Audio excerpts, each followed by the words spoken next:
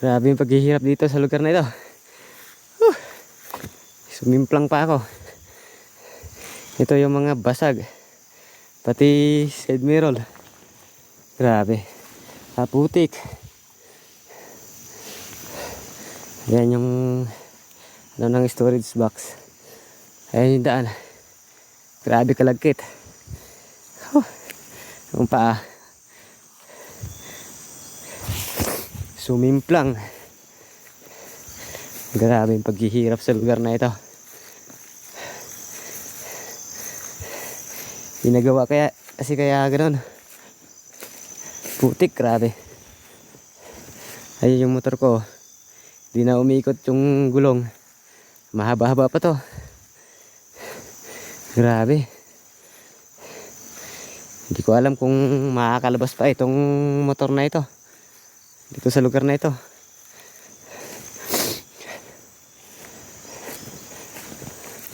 Yan mga idol, yung kita nyo yan. Abay, sumimplang. Ayan putik-putik lahat. Grabe yung daan. Ginagawa kasi kaya umulan pa. Wala na, hindi na pwedeng bumalik. Kasubuan na ito.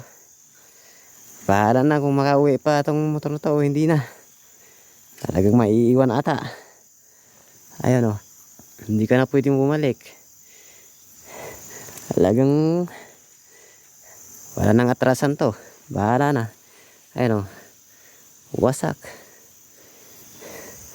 Wasak ang side mirror.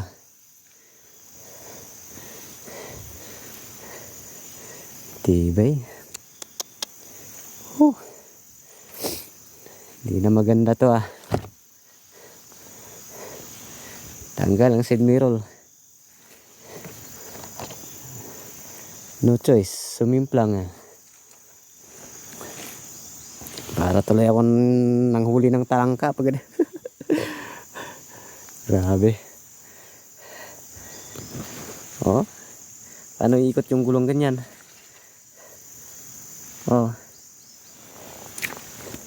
Matinding paghirap pati paa. Di bali, sana makakabinta pa rin kahit ganitong nangyayari. Sana makakabawas pa ng mga solar. Solar kasi mga paninda ko kaya dito ko pinasok sa lugar na ito. Marami kasi yung pa-order dyan sa baba. Kaya baka sakaling wala na, kasubuan na ito. Daming kamay, duming-dumi.